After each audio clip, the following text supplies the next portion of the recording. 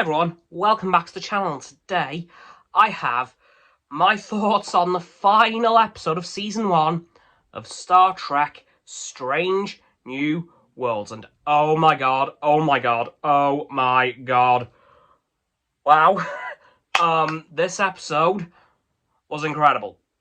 I've got to be blunt, it was peak to say the least. And there's a few reasons why. Well, at the start of the episode, we see the Enterprise head towards the Romulan neutral zone, specifically Outpost 4. And we see that the commander of the station is desperate for resources and the refit, which is currently ongoing.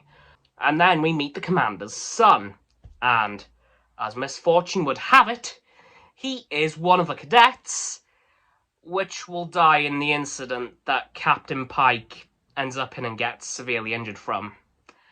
And Pike, knowing about that, freaks the hell out, leaves the conference room, and then decides to start writing a letter to this particular young man, advising him to choose a different path than Starfleet to save his life, and potentially Pike's.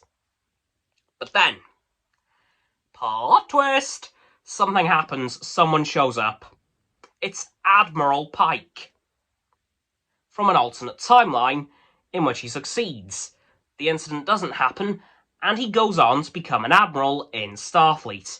And we see him in the Wrath of Khan era uniform, or as it's more commonly known, the Monster Maroon. Yep, they brought back that uniform, with a couple of teeny little design tweaks, such as the Starfleet deltas on the arms and shoulders, which, you know what? Okay, that's pretty cool. Bit of continuity with Strange New Worlds there. Nice. And then we see Admiral Pike tell Captain Pike that this is a bad idea, and I have a time crystal to show you why. At which point, Captain Pike gets transported 7 years into the future. Specifically, at the start of the events of Balance of Terror. Yes, they recreated an original series episode, specifically the episode where the Federation, through the Enterprise, found out the identity of the Romulans and their strikingly similar resemblance to the Vulcans. Yeah. So he gets blasted into the future, and then we see very quickly that, oh my god, it's Balance of Terror, which, probably one of the best episodes of the original series, by the way, because it was really good, but they somehow made it better. For some reason, we do find out later on, Una's not there. In fact, Spock has taken his rightful place as first officer, and then he has to, question Pike on, well, Pike's told him that he's from the past. Mind melds and says, okay, you are from the past, because I've just seen something that should have happened already that hasn't, so okay. And then we see throughout the episode Pike fumble a bit in terms of trying to keep up the facade that he is 2266 Pike, not 2259. But then something else happens. We discover the Romulan ship as we did in the original series. We see it blast Outpost 4 into oblivion, but then another ship comes in. It's the Farragut, which it turns out is not Constitution class, but in fact something that looks very similar to, if not itself, a Miranda class. And who is her captain? Why, it's none other than James Tiberius Kirk. Yep, we have finally got the debut of Paul Wesley's Captain Kirk, and yes! He was so good. He was absolutely phenomenal as Captain Kirk. I could not fault him at all. In my opinion, Captain Kirk was the best part of this whole episode. Like, seriously. Oh my god. Wow. Of course, we saw Celia Rose Gooding back as Lieutenant Uhura. The dynamic between Kirk and Spock, of course, is exactly what you'd expect from Kirk and Spock, even though they've only just met in this timeline. But you could just feel that instant connection between them, like, in another life. And of course, we see throughout the episode the conflicting views on how to handle the Romulans between Kirk and Pike. At one point, getting very heated after the Farragut got blown to pieces. Yikes. But then we discover that Lan is Kirk's first officer on the Farragut, which is really strange. I wasn't expecting that, but I was glad to see that she wasn't, dead. And Ortegas played the role that I really didn't want to see her have to play, of Styles, basically the super, very wary of the Romulans, almost to the point of xenophobia. In fact, at some points crossing that line, which made me really sad to see, because I love Ortegas. But I do also want to see what changed her in that way, because I have a strange feeling that this alternate timeline being reset won't affect that. So I'm curious to see how that goes down. Who knows? And of course, we see Kirk and Pike come to a solution on how to deal with the Romulans, but it doesn't quite work out, because Pike did mention something, or he alluded to it. There's now a second Federation-Romulan war in this alternate timeline. Whoops! And then Pike gets brought back to the past, back to his normal time. Then at the end of the episode, we see Uhura back on the Enterprise, even though in the last episode she left because her cadet training rotation had finished. And then we see, Una get arrested, which is why she wasn't in the episode. Because she was arrested because she's an Illyrian, which Pike was not happy about for obvious reasons. Like, who gives a damn if she's an Illyrian? But there is a couple of things I didn't touch on, because they were two very big things. It turns out, if Pike doesn't get severely injured, Spock takes his place.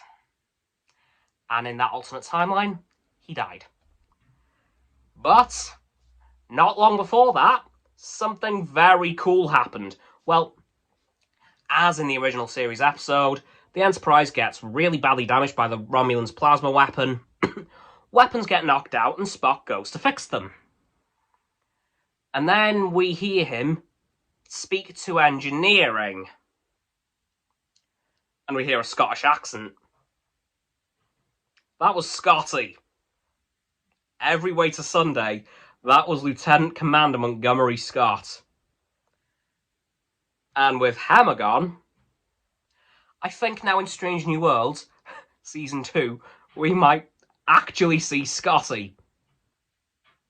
I don't know how I predicted this so early on, but I have. Like, when I first made that prediction, Episode 9 hadn't even aired in the US. So, I think Scotty is probably going to show up in Season 2 of Strange New Worlds. In fact, I'll be very surprised if he doesn't. But this first episode of Strange New Worlds, this first season, has been phenomenal. I have not been able to fault this season at all. Everything has been perfect. How can Season 2 top that? I have no idea. Although, we do need to see the resolution of Una getting arrested. Will she stay that way? Will Spock become First Officer at last? Or will she come back? Don't know. Uhura, she's probably going to come back as an ensign, because Uhura's like one of the main characters in the show, so they can't really scrap her straight away, surely. Of course, Scotty, yes, please, give us Scotty officially, because he was just credited as Scottish engineer. Don't try that, Paramount. We all know who it was. We all know you're getting ready for him, so come on, just tell us who it is. Tell us who's playing him. And of course, we're going to be seeing more of Captain Kirk. And yes!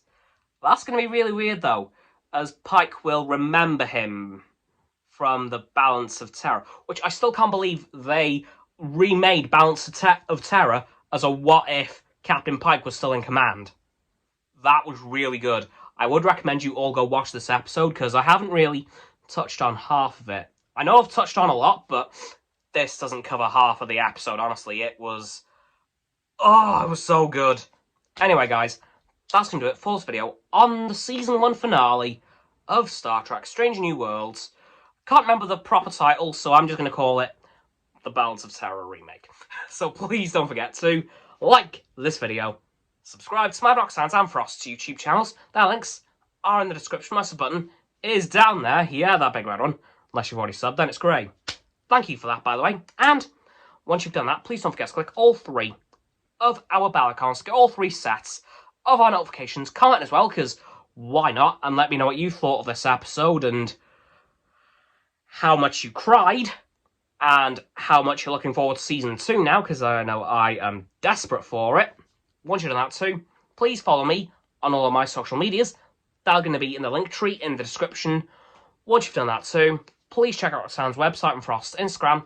They'll be below my link tree, and that's going to do it for this video. But please don't forget as well to share the video with all your friends. They can join the infinite loop of liking, subscribing, commenting, following, and sharing, and around and around and around that loop. And I'll see you guys tomorrow with another video. Live long and prosper.